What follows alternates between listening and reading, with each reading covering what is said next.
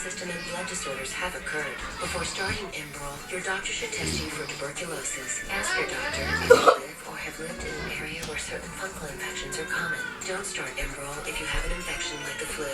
Tell your doctor if you're prone to infections, have cuts or sores, have had hepatitis B, have been treated for heart failure, or if while on Enbrel you experience persistent fever, bruising, bleeding, or paleness. Ask your rheumatologist if Enbrel is right for you and help bridge the gap between the life you live and the life you want to live.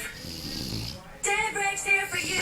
Thank you, Western New York, for your 2 thumbs up. Making Channel 2 News Daybreak your #1 choice.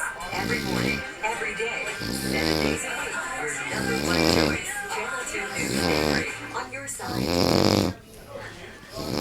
More extraordinary scenes we've come across. Look at the highlighted area as new amateur video comes in from that tsunami 6 days ago. In a nation where small cameras are ubiquitous, civilians trying literally to out the incoming floodwaters as they at one point to travel in places at 45 miles an hour.